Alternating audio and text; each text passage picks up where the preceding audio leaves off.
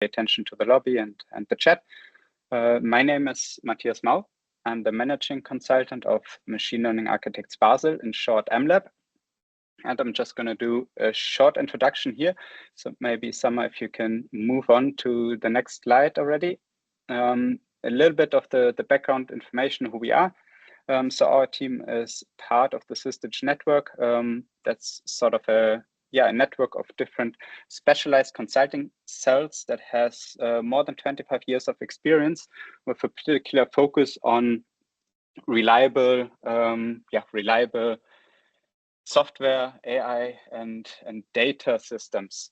So all of this experience and commitment around this focuses on specific capabilities that enterprise need nowadays in digitalization to basically deliver reliable systems, reliable, scalable, in a way that they meet end customer expectations and perform as they're supposed to in whatever way that makes sense to you. And we are going to explain that today in a little bit more detail. And there's one concept that the entire SysDig network is sort of like built around, and that we use also as a joint vision and as a blueprint sort of for customers. That's called the digital highway. And if Summer, you go to the next slide, that's sort of a concept that focuses on the delivery of may that be software systems, may that be data pipelines, model pipelines, application pipelines that make up an end-to-end system. In this picture, you can see an end-to-end, maybe more traditional machine learning systems. And we have developed this blueprint already a few years ago, before the whole hype around ChatGPT and conversational AI, Gen AI. But I think it's more relevant today than ever, because there's the so-called discipline around AI engineering. And on the left, you can see the definition by Gartner that we find quite interesting also, because they also put the focus on this being a discipline that unifies data ops, ML ops, and DevOps capabilities, or in a sense, pipelines, to create coherent enterprise systems. So this is the definition of AI engineering, and a little bit of an introduction of who we are and our approach to the market and how we support customers. There are more webinars and blog posts on the website. There's also a dedicated webinar on the so-called digital highway that you can find. I'm going to post links in the chat later.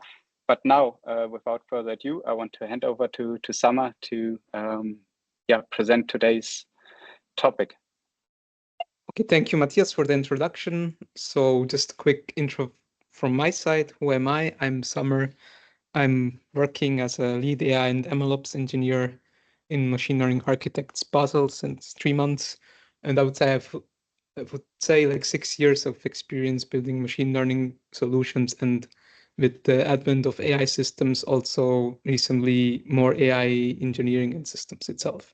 So now we got to know what is AI engineering in a broad sense. And today is all about diving deeper into the topic AI engineering itself. And this webinar is split into 2 parts.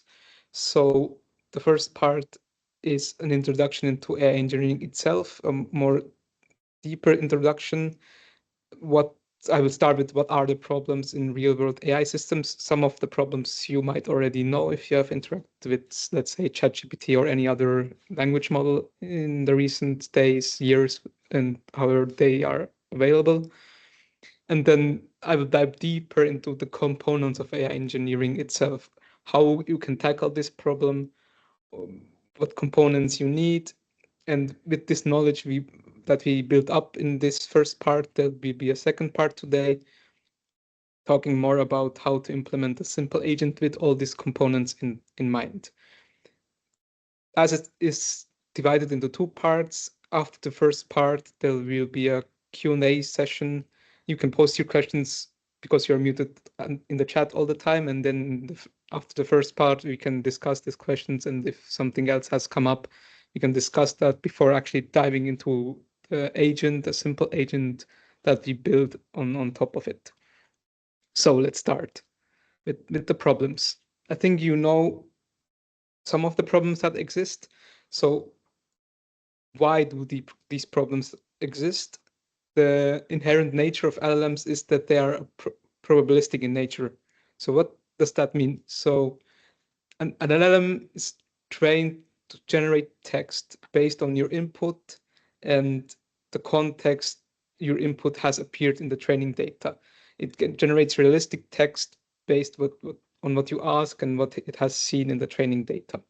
So they are not really trained to actually give you reliable information or answer questions, give you real answers. They are trained to generate text that sounds human-like. Basically, that's the gist of the problem. And because these models are so large and have occupy so much space in the infrastructure, they are trained semi-frequently. What that means is ChatGPT, for example, when it was introduced, was trained till 2021, so it had all the knowledge till 2021. But if you ask something newer, it didn't have the knowledge about, but it's still trained to generate you the most probable text based on your input and the context is as seen. So it generates answers, but you know it cannot know the answer, so it's generating false information basically. So this we refer to hallucination. It is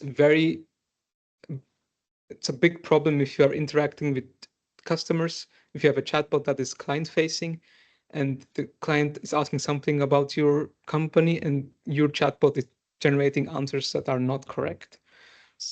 So this is a problem that we need to tackle. Second problem is observability.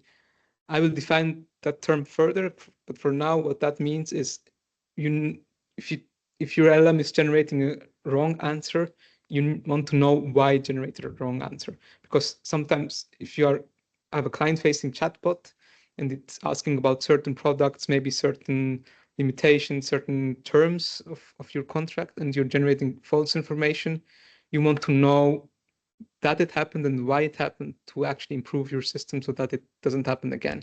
And if you don't do that, and we see that, I think, in a lot of AI systems nowadays, it will generate you this answer, but you won't know why it happened.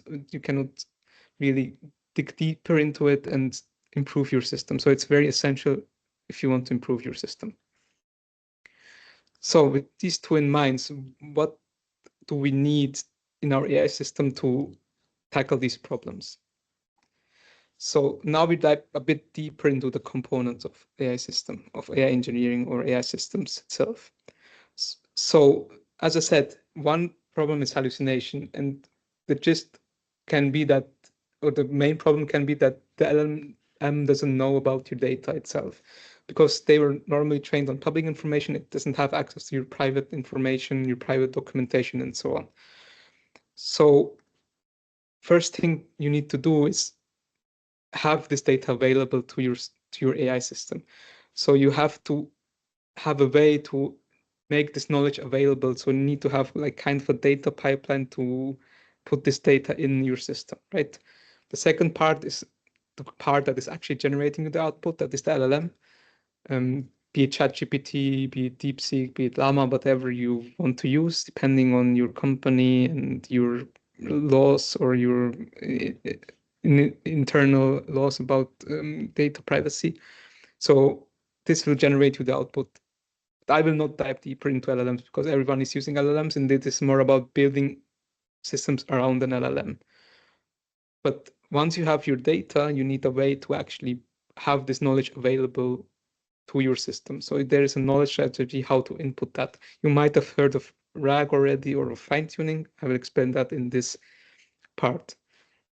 And then we are building into more complex topics, more complex workflows or agents that can do things beyond just answering questions. And the last part, which I already touched on, is monitoring and observability.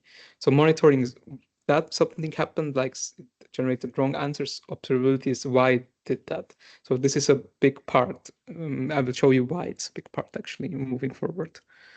So let's start with the pipeline itself. So the pipeline itself, I would say in a gist, it's about having the data available to your system, right? You can have, if you're building an internal chatbot so that users can ask about, I don't know, IT processes or databases or any information that is hidden somewhere in documentation, you have, let's say you have your websites, internal websites available, like say it's Confluence or PDFs or other things that are available inside your company. So what you want to do is process this data and put that in some central database. So you normally what you do is you have your websites, you have PDFs, you clean them. So for websites, you remove all this HTML information that is not necessary. You just keep the text. For PDFs, you remove metadata, you clean the PDF, and so on. So you pre-process them, and then you process them in a way that you can easily match the information that is there to what the user asks. So this involves normally having some kind of numeric representation of your data so that the user it can be matched more efficiently if you have a numerical representation of your data. And all of this will be put into a database that can be used to retrieve your content, right? So this is one part. And then once you have your data, you need a way to actually put this data to use, which is the knowledge strategy. So these are two main ways to do that. You might have heard of them. So one is fine-tuning and one is RAG, retrieval augmented generation. So fine-tuning used to be very popular in like machine learning models, which were not so huge like LLMs. So what you're doing, you have an LLM, you're training the LLM again with a very focused data set. So for example, for medical data sets that's used quite frequently, or for financial data sets, it's good if you have a very domain-specific data and domain-specific language that should be used for this LLM. So in a medical sense, you want your model to answer in this medical jargon, or in the financial sense, also in this financial jargons. So very domain specificity is here the key, I would say. But because these models are still large, you still have LLM, you need to train it, and training it is expensive. So you're not doing that every day, I would say. So if you have a knowledge base that gets updated, I would say frequently, you won't train that frequently, and it's a bit of a staticity that comes with that. The other way to do that is retrieval augmented generation. So what you're doing is augmenting your prompt with information about your company's data. So you have your database that we showed how to do, how you ingest knowledge into the database. You just get knowledge from this database and put it to use in retrieval augmented generation. So it answers more accurately with this added context than if you wouldn't have added this context itself. Because it's just a lookup, you don't need to train your model, it's more cost efficient, and you can just use your LLM and some database lookup. So it's more dynamic. If you have new knowledge, you just ingest new knowledge, and it's okay. So what we see in with these two dimensions is the RAG is more suited for enterprises. And I think it's also a good starting point for enterprises that don't want to do fine-tuning, that maybe are not looking forward to the cost of fine-tuning a huge model. So it's better to do RAG, and it's cost efficient, and you can have like a chatbot in a quick way, ingesting, maybe if you have an HR chatbot, you can just ingest your knowledge about HR policies into it, and then internal customers can ask about that. So how does RAG work in a nutshell? I think many of you may already know this, but just to have everyone up to speed, I would say, is what happens, users asking questions. So first you make a decision if you actually have to retrieve something or not. And then if you have to retrieve, there is a retriever that actually matches these questions with entries in your database, in your company knowledge database, and then retrieves all this information maybe ranks them with relevancy. So the thing that is most relevant will be put up, and the thing that is less relevant will not show. And then what you're doing is adding to your prompt this context. So your prompt will be based, I have this question based on this huge context that I just got from the database, answer this question. And then you can also say, if you don't find the answers there, don't answer. So here you are grounding your LLM in your company data, which reduces hallucination because you have something to base your answer upon. So now we have moved from just LLM to a RAG, right? But still, if you think about it, it's still just a chatbot that is answering your questions based on the question, and it's not doing anything itself, right? So the next step is having some actions taken, some automation, because yes, you can replace maybe, or replace, I would say, refocus your human HR work so they don't need to answer so many questions regarding holidays, or maybe your customer care agents that don't need to answer so many questions regarding a certain product, and chatbot can answer that easily, but you are not automating actually anything really beyond just answering questions. So we are moving from just question answering to more sophisticated things. So here there is a lot of terms around in the literature, in the industry, what agents are and so on. So let's start first with just a workflow, right? So a workflow, you can imagine, like in the real world, you can have a process, you can model your process. Let's say booking a business trip for your workers, right? So you have booking flights, booking. So no, let's talk about something else. Let's talk about booking a holiday. So you have a certain process that you need to follow.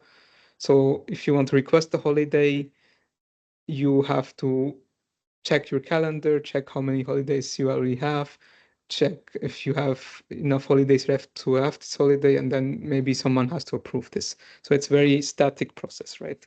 So similarly, you can have this process, but have a nicer experience with an LLM on top of it. So your LLM, you have an interface, a chat interface, let's say, that you can say, I want to request holidays for 1 week in this week. So what happens is then, okay, this workflow can then look like this. So you have requested holidays, your LLM can check in the HR policies how many holidays are available. Let's say 5 weeks, you have taken 3 weeks, that it can also check in another system how many holidays you have taken. And then see you have requested 1 week, it's okay for you to take 1 week of holidays. Maybe there's another approval process that you can also have in that sense, but it's like a very static decision. Is it okay to take holidays? Is it not? Or maybe you need a human approval still. So this process, you can automate a lot of things with that. I would say the majority of cases, you can just have a simple process to automate all these things, right? But it's still a simple repeated tasks. It's very good for that. I think a lot of tasks in a company are like that, but you don't have really an agency behind that. It's not reasoning about what steps you need to take. So for that, so let's say you imagine like maybe booking a business trip that fits here better. So if you want to book a business trip, you can say to your admin worker, hey, my whole group, we have a business trip to Lisbon in this week. Can you make the arrangements? So what your worker would do is, okay, you could book all the flights, book all the hotels, maybe check all the calendars that there's no important meeting coming up then that someone needs to attend. So basically it's taking the goal and subdividing it into sub-goals. So similarly, we can say for an agent, we need something similar. So if you give an AI agent a task, the same task, you also have these planning steps, right? You have book a flight, book hotels, check all the calendars and so on. An HR admin has also access to all these tools like the booking tool, the hotel tool, and so on. So also the AI agent has access to the tools that it can use to take actions. And also an HR admin will remember, okay, what it already did, what was the chat history or the talk about. So an AI agent needs kind of memory to remember what tools it already used, what it already did, what sub goals it already achieved for this goal. So it doesn't do anything again, basically. So now we have an agent that is taking actions, right? But let's say you see that the budget for business trips suddenly is gone. The cost is rising somehow. Other things broken. Because these agents use it's a bit of automation, so you can scale them up potentially to thousands of requests per day or more.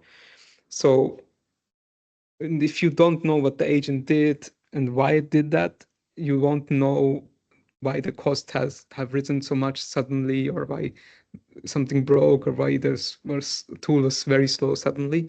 So you need, because you're taking actions and in a scale that has not been seen before, you need still to know what happened so you can circumvent and prevent that in the future. So this is the basic problem that we need to tackle, because we have more scale than before, and because these agents still are taking actions based on an LLM that is still not deterministic, more probabilistic. You need to know when something bad happens. So here we move to introduce monitoring and observability in that case, why it's necessary here.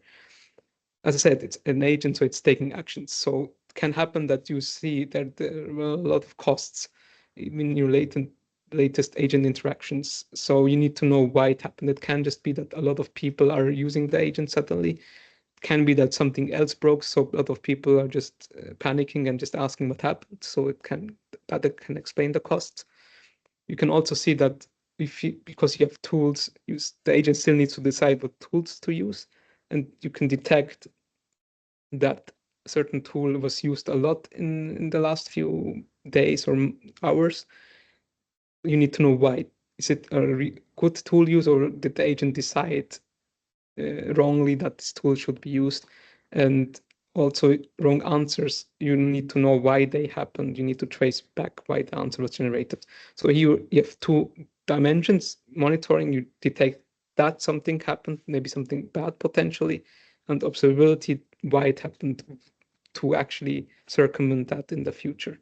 So these are the two dimensions that are very important once you have some kind of agency behind your model. So with this in mind, if you build an agent, you need to really think about these things, right? So now we have, I think, the building blocks for an agent. We have pipelines, we have agentic workflows or agents itself. We have the monitoring observability. Now for the second part, the first part is done. So for the second part, we will show you how to use these components to implement simple agent. But before we move into the second part, I would like to give you 1 or 2 minutes. If you have already questions regarding certain concepts that you want to be cleared up before we move on, so that you can follow along still. So is there any questions in the chat, or if you have questions, just raise your emoji and then we can take questions. Matthias, is there something in the chat or something you've seen? No, I don't see anything at this point. I guess everyone is like super excited to see how you build the agent now. Okay, then if anything comes up, you can just write in the chat, I guess. So then let's move on to the agent itself. So just to give, what is the goal, right? So the goal is to implement an agent with these concepts that I already presented, but with best practices and minimal involvement of frameworks.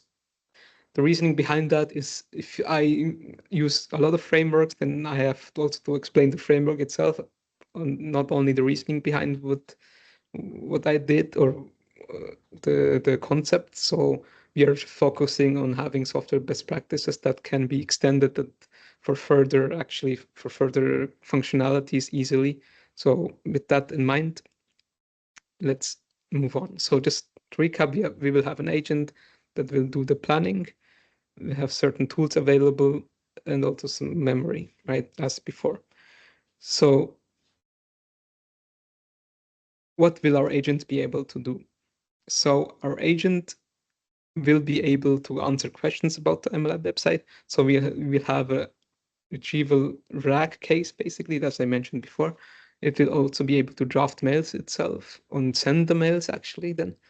The one sample tool is convert currencies, just to get it's an easier tool. It can just do currency conversion. And if you ask something that is not related to these things, it will still answer based on the LLM that is behind it, which is in that case ChatGPT.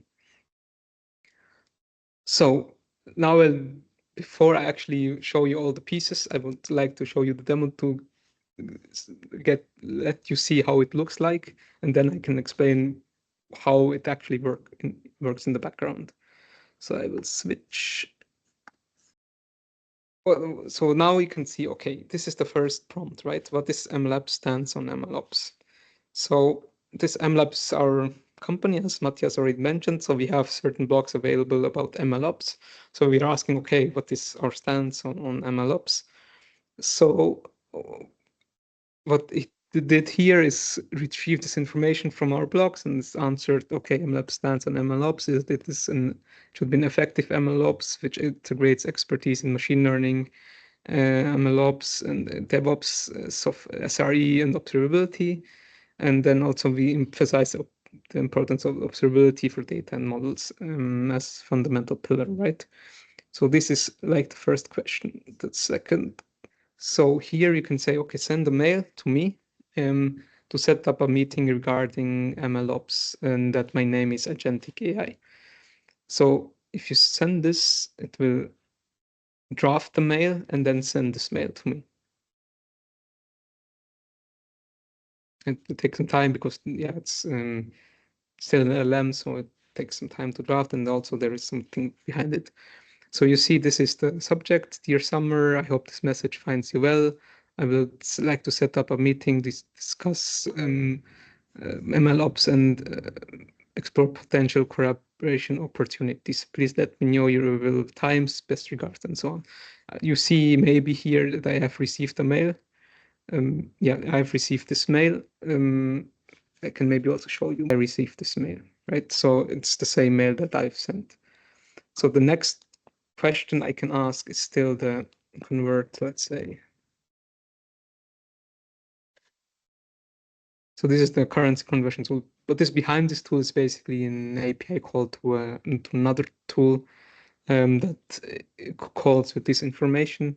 So you can see 100 Japanese yen is 0.59 euros. So these are the tools, right? And then there is a question that I can ask that is outside this tool. Outside these tools, what's PCA? People that maybe have a more mathematical data science background might know PCA's principal component analysis to reduce the dimensions of features. So yeah, it's the basic answer. You can verify if this answer is correct or not if you're maybe in data science, but it's just to show you it can still answer you questions that are unrelated to the tools that I've showed you. So you have not really understood why or how it happened. So let's tell you what is behind all this, right? So if we expand our agent a bit into the components that it used, it's still a simplistic view, but it's explaining more what happened, right? So still you have an agent that has a planning part, so it's planning the steps, and the plan will be logged so that you can monitor, okay, this query has induced this plan, and then you can trace, okay, this query has this plan, and because of this plan, certain things happened. You have these two main tools, send tools and retrieve tools. You have more tools, but we will focus more on these tools. And these tools, retrieve rule is looking at our websites that we crawled and put into a database. And it's a basic RAG tool, as mentioned before. And the send tool is used for sending a mail to the customer itself. So let's maybe look at a bit more in detail what the plan is. So how actually can we make the LLM have a plan in that sense? So we are using something called system prompt. So system prompt is basically it's instructions for your LLM how to behave, right? So what you're doing is you're defining the role of your system. You're saying it should enforce a certain format here in JSON. First, that the tools can parse this, but also because you are putting this plan, you're logging this plan, so that you can actually read the plan itself in a human readable format. And what the plan is, maybe we can go through all of these steps, is you are describing the role of your system, right? You're describing, okay, you're an AI assistant, you have certain capabilities. These capabilities are that you're using these tools to help users. And if you don't need any tools, then you just respond directly without having you to use these tools. And also these capabilities include that you plan efficient tool usage and sequences. Then you can see some other things where it requires tools that it should output which tools were required to serve this query, and then if not, you have direct response, and then you have two things that are important. So you have the thought that it's the reasoning how it should solve a task, and like more generally for this task I need to draft a mail and then send this mail, and then you have planning, which is concretely what tools it should use, what exact steps it should take, and what tools it should use to do certain things. So this is the plan. I would say this is like the cornerstone of the assistant. So once you have a plan, you can have the tools, invoke the tools. Here we have two tools that are let's say the main tools for agent. So the idea of the tools itself, as I said, I want to follow best practices. So you have the tools that are modular and extensible so that you can easily add more tools, more functionalities to the tools. And the functionality in themselves are in services. So your tool, the concrete implementation of, let's say, to send a message is in the services, and the tool just uses that. The reasoning behind that is you can then easily extend more functionalities in the services, and the tool doesn't need to know that, and that can just keep using the same function, the services. And if you have to change a concrete implementation, the tool doesn't need really to know and can just use the same functionalities, and you can easily extend more functionality by adding more services, which the tool just can use. But because it should be reliable, you still should test your tools. You should test your service functionality, that aka the services, to make sure that each component works itself, but also when invoked with a certain plan that this exact tool is invoked. So you need to test it like in a software engineering best practices that you should do. The next thing, which is very important that we already touched upon before, you have to monitor to know, okay, which query invoked which tool. So you can actually trace back what happened to your query from beginning to end, so that you can see, okay, this tool was called wrongly for this query, and if it happens regularly, you have to do something against it if you don't want this behavior in the future. But if you don't trace it, you won't know that this was the case.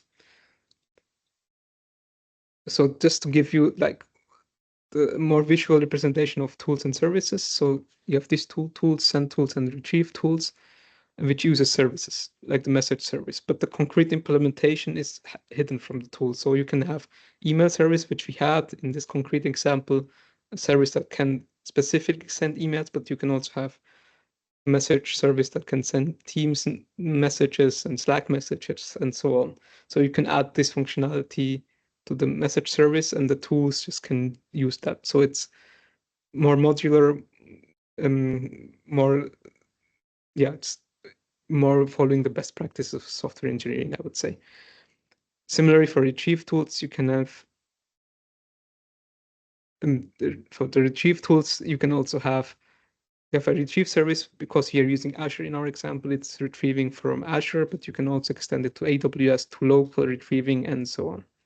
So this is the separation itself. So now we talked about the planning and the tools. Now I'd say a very important part is the monitoring and observability. Here I just put that as log file. So what happens here, right? So I said monitoring is seeing what happened, and observability is why it happened.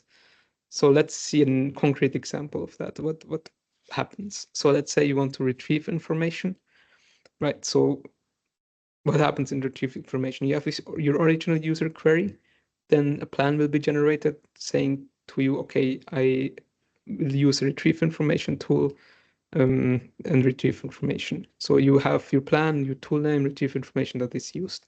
You will have maybe a modified query because as it's working now, you work with a query and then maybe the query is not good enough to retrieve information. So you have intermediate step to maybe rewrite the query so that it fits more. It doesn't need to do that every time. Sometimes the original query is enough, but if it needs to do that, you want to know that the query was modified. Now, the next thing is also the length of the retrieved information, how much information you have retrieved from this query. So now we can see, okay, from the beginning, from the query itself to the end, actually also including the generation itself, everything is logged.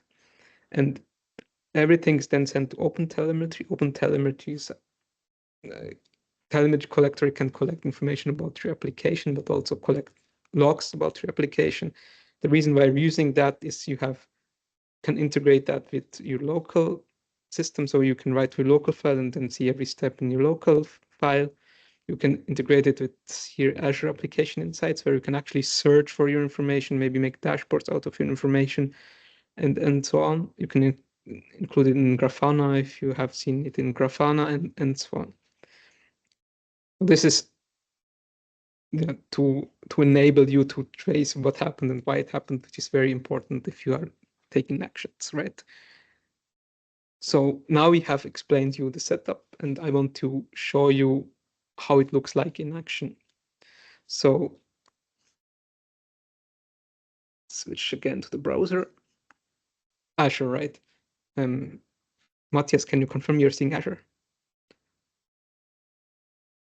Yes. Okay, cool. So you have Azure. You have multiple things that are necessary for the infrastructure to work, but now we just focus on the application insights. So you have sent the query. Maybe I can show you query again. So here it's Postman. It's interacting with the API directly, but it's the same thing. But here you have it more concretely. If you ask what is MLab stance on MLOps, here you have a more accurate description of what happened. So you have your thought that says, okay, to provide an accurate response, I want to retrieve relevant information. So your C, it's more generic, it needs to retrieve information, but it doesn't say how. So the plan is then concretely use the retrieve information tool to get information. And then the result is what you've seen before in the UI. But I want to show you more like how the telemetry looks like. So if you go there, you have something called application insights, which I've showed you before. OpenTelemetry can send all the things there. And here you can actually do a lot of things. And what we here want to do is we have transactions that happened basically, but you can do intelligence detection and so on. But this, as this webinar is not about Azure itself, but about the agent. Let's go to transactions. So you see a lot of transactions that happened, which are, not all related to our system itself. Maybe they're related, but not in the sense that for this webinar, we don't need to know that. So what I'm searching here now is logs related to the MLab agent itself. So what did the MLab agent do? So let's start with here with retrieving docs for the query. You can open this. So here you can see this is the first step. So you're asking Kali what this MLab stance on MLOps. So here we can see the plan itself, right? You can see it generated you this plan. It requires tools.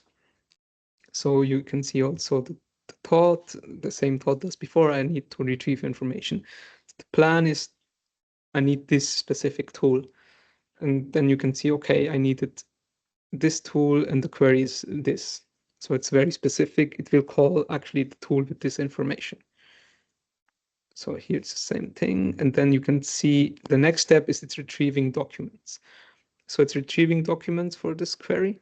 This is other information. The next step is then it says, okay, it retrieved 100 documents. You might think, okay, we might not, or your website doesn't have hundreds blogs related to MLOps. It doesn't, but our blogs are getting chunked. This means separated in smaller units to make it easier for the user to search specific information, because blog is very huge and it has many topics, so it's a bit more brought into smaller units to have more to retrieve only the relevant information and not the whole website, basically.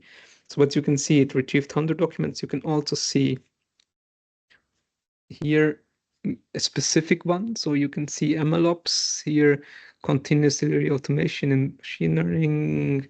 This is a specific text snippet from our websites. So you can see the information. Also information that is here, maybe search highlights, something that is more about the search, how it's implemented in Azure, but you can see here a concrete document that is retrieved. And the next thing that happens, that you can see, is it's re-ranking documents. What that means, you can have 100 documents set, but not all will be relevant to the query. So it's re-ranking the document similarly to how Google re-ranks when you're searching something. So it's putting the most relevant document for you up in the hierarchy. So these will be the ones that it will reference. So it re-ranked it, and then after that there is a decision. I've not showed you the decision itself, what that means, but let's say you have queried something and you got information. Before actually giving you the answer, our agent decides, is the answer or are the documents that it retrieved relevant to what the user asked, of the user asked, and if not, it will actually rewrite the query and search again. And if it's relevant itself, then it will generate you the answer. So here is the end. Here it will generate the answer, and the answer you have seen in the UI is the answer that it will generate. So there is another thing that I want to show you, is the email. So I asked also the query send a mail to Summer Puran and then so on. So here we can see a plan with more steps, basically. So here is the thought is I need to draft a mail to set up a meeting and send it to Summer. And then you can see there's two steps in the plan: draft the mail and send the mail. And then you can see, okay, I need to use the draft tool, and then I need to use the send tool to do this information. You can also see the recipient address, the message body, and so on. These are the information that are necessary for the tool to actually do its work. So it needs a recipient and so on. So this is the same thing. And then the draft is generated. And because I've send it directly, it will send it. You can also ask draft and then ask it to send after generating a draft, maybe changing the draft if you want. But here I asked to send directly. So it has drafted. It says approved, but I've implicitly given the approval already. So this is the draft. As you've seen, it's not perfect. I could have asked it to regenerate it. And then this is the content. And then, yeah, that's the end. Then it has done its work. Similarly, for the conversion, you can see all the things that it has done in the last few things. So you can really search for your information and then you can trace it back. So this is wrap it up. Let me switch again to the presentation. Here. So what are the takeaways that we have? So we introduced you to AI engineering today. So what we showed you is actually we can start with retrieval augmented generation, move on to workflows for really repeated tasks and simple tasks, and agent if you want some kind of agency, if you need some kind of planning, something that a skilled worker would do. It's still very critical to have these capabilities, DataOps, MLOps, DevOps, like DevOps for actually implementing them, for automating the deployment, also for monitoring and the observability. It's still important to have these capabilities. It's not just you do this and you can just leave it, because bad things can happen, basically. And then we showed you step by step how we implemented this agent with software and reliability engineering best practices. And also, I really want to stress, I hope you take that also away today, is monitoring observability are not just an afterthought. It should be really a very important part of your implementation, because if something goes bad and you don't see it and it's customer facing, you potentially might lose customers or might get bad rep because of it. So it's very essential that you take this into account if you want to have an agent. So what's next? So you can have this link to our AI engineering journey where we will show you the next things that we are deploy, or the next blogs or the next webinars that will be online. So today we said, okay, we have a simple agent just to start our journey, but there are more things to come. So there is advanced digital highway and reliability capabilities. So actually having a more deeper dive into testing and QA to make sure that the system actually works as expected, and then also deeper dive into monitoring and observability. This was just a start. There are more and more things, like you can monitor for bad behavior from your customers. Like if they try to have prompt injections in your system, you can have guardrails that you need to detect, and other things that still are there that we didn't discuss today. And then we are moving to more complex agent system, multi-agent, how agents can communicate with each other. You might have heard of MCP and or A2A, these protocols. These will come up in the future, and we will wrap up with a use case story to have all these modules implemented and have it on our website, so you can also interact with our agent in our website in the future. So with that, I close. If you have any questions, I see there was some chat messages lately, so we can discuss these. Or you can ask it directly and put your hand up. So are there any questions? Yeah, so maybe I start with the one posted. Yeah, I think the earliest. So that's from Johannes. Great presentation, he says. His question is, how have you found scaling for applications that avoid frameworks as much as possible? Can you repeat the question? So I think maybe to rephrase it, how have you found scaling? So maybe how can you scale applications and avoid frameworks as much as possible? Okay, I see. Scaling while not using frameworks, I would say. I mean, there is scaling in the sense that for deployment, you still have some kind of frameworks behind it. So you're deploying on Kubernetes, and then you can have scaling options, how to serve more customers, scale the infrastructure up, or how to scale the infrastructure up. And then you have still some frameworks that you're using for deployment. Still, what we want to do is have this as open as possible, because Kubernetes is used in many different vendors. So you can have Kubernetes in AWS, in Azure, and in GCP. And we wanted to have a system that you can just take it and just maybe adapt your infrastructure code and then deploy it there. With regards to the application itself, I think the extensibility that we have now, you can easily extend it. There is some drawbacks if you just do it that way instead of framework, you have certain capabilities that you wouldn't need to build yourself, but you can still scale them. But I think it would trade off between not trying to avoid frameworks just to not to overuse them too much, but there are certain points where you have to use frameworks. So the reason why also we didn't use frameworks is also to not have over reliance on them, because the frameworks are changing so much, but building best practice to be able to decide when to use frameworks more consciously than just following a framework and building it easily. So it's a trade-off. Yeah, but scaling, you need some frameworks to scale your application itself. Is that answering your question? Sure, if you understood the question. Yeah, if you're still here. There's a thumbs up. Okay. Maybe you can connect to me later if you want to. Yeah, I will also post the contact details in the chat in a moment. He has my contacts, I think. I know Johannes. Okay, perfect. Then there's some more questions from Julian. I'll review your chat and input in a moment. Maybe Altin first.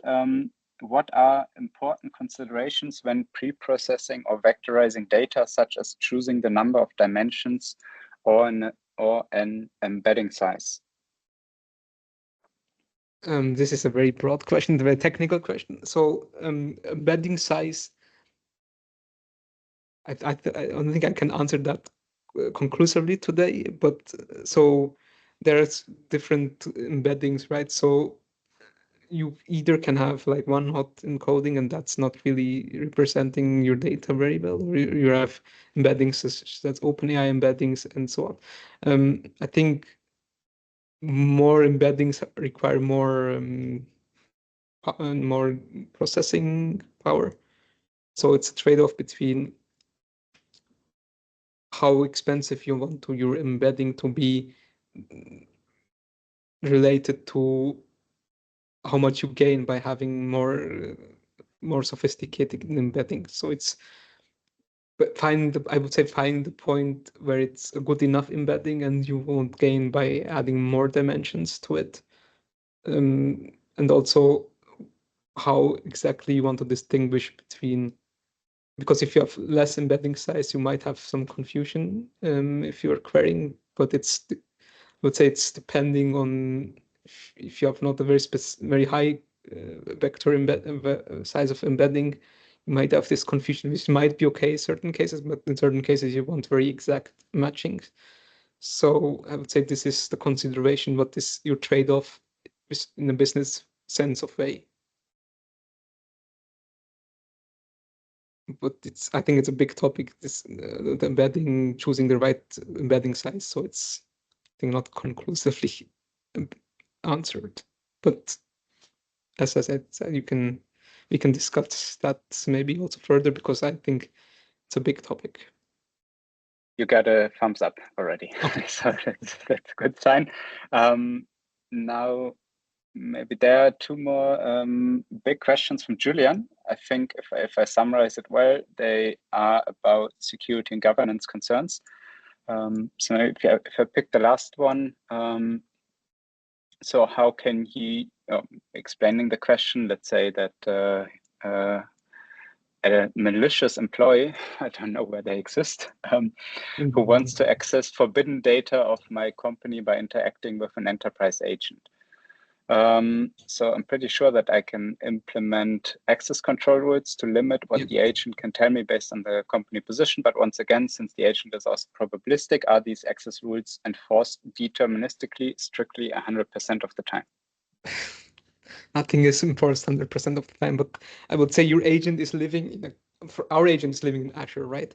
And it's deployed, it's going a bit into infrastructure now, but it's deployed on Kubernetes, and you can really limit where your cluster, what it can access, because your data will live in Azure too, and you can really limit what data your Kubernetes cluster can have access to, right?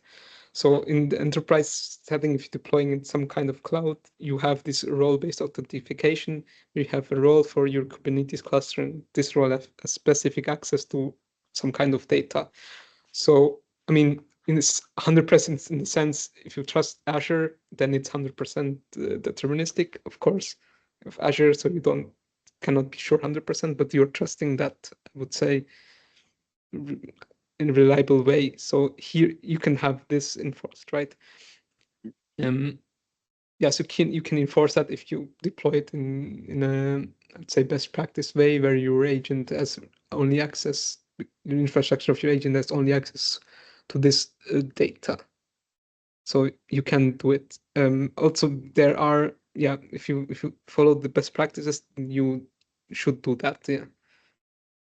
But I think in further webinars, we will show you also techniques to circumvent something like prompt injection, where you can let your agent act in a malicious way and do stuff to reveal personal information of data that it has access to, but you shouldn't know really about it, or certain other things. But I think it's a good thing to build upon and then show you also in later webinars, if it's robust. Perfect. We can discuss that later. Yeah. there's some applause now in the chat. I think, and there were more questions from Julian. I think we can pick that up with him later. And also we have the upcoming webinars. And if you go to the next slide, that's going to be the last one of today. And then we respect the time and close just at past, I think. Now, also posting in the chat a couple of links that we have mentioned before or that are mentioned on the slide. So there are different options to engage with us. You can check out the blog posts and past webinar recordings that are also integrated in these so-called journeys or guides that we have on the website. And we try to keep it up and post more content as outlined already by Summer. And if you want to meet with us in person, feel free. I mean, you can contact us directly if you want to have a personal chat with us. Otherwise, there are also very interesting meetups, communities around Switzerland. So we have these monthly tech talks in Basel. And there's also a meetup group specifically around data science and AI in Basel. And then there is also, if you want to go into the topics like relevant for AI engineering, DevOps, MLOps capabilities, there's also effective SIA and DevOps community, a couple of events in Zurich. And that being said, thank you very much. Thank you, Summer, for guiding us through the topic today. Thank you for your presentation. I hope it was insightful and valuable to all of you. And we look forward to staying in touch with you and see you in the next webinars. Thank you.